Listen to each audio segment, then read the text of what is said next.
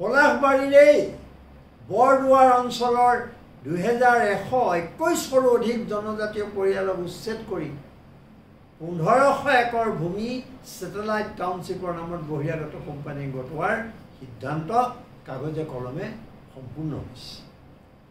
গোলাঘাটৰ ফলমানি বীজ নামত 75 বিঘা মাটি ৰামদেৱক গটোৱাৰ পৰিকল্পনা হৈছে। ইতিমধ্যে তেওঁক নামনি অসমত বহুত মাটি দিয়া হৈছিল, ওলাই আছে এইবোৰ কথা।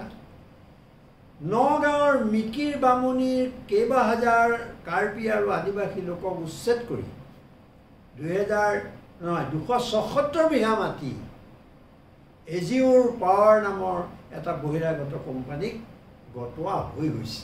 মিকিৰ বামুণী মই গৈছিলোঁ এইটো অঞ্চললৈ, তাত প্ৰতিবাদ কৰিলে ৰাইজে একো ফল নধৰিলে।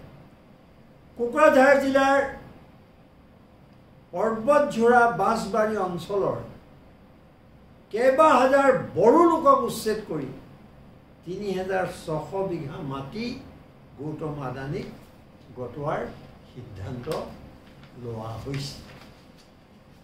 কাজিৰঙাৰ 45 বিঘা মাটি আদিবাসী মানুহৰ পৰা বৃহৎ হোটেল কোম্পানীক ইতিমধ্যেই গতাই দিয়া হৈছে।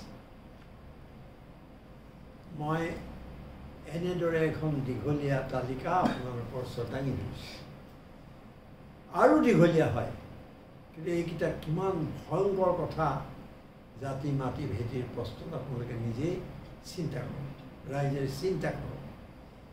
আজি এই যে মাটিবোৰৰ পৰা উচ্ছেদ কৰি থলুৱা মানুহক বিপদত পেলাই যে বৃহৎ কোম্পানীবোৰক গতাই দিব খোজা হৈছে বা গতাই দিয়া হৈছে, যাৰ বাবে অসমৰ খিলঞ্জীয়া থলুৱা জনতাই প্ৰতিবাদৰ পতাকালৈ ৰাজপথলৈ ওলাই আহিবলৈ বাধ্য হৈছে।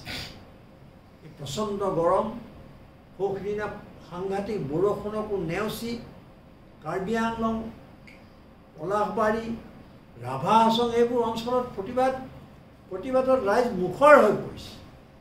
প্ৰতিবাদ তেওঁলোকে সজোৰে প্ৰতিবাদ সাব্যস্ত কৰাই নহয়, ভৱিষ্যতেও এই প্ৰতিবাদ আন্দোলন শক্তিশালী কৰিবৰ বাবে উঠি পৰি লাগিছে।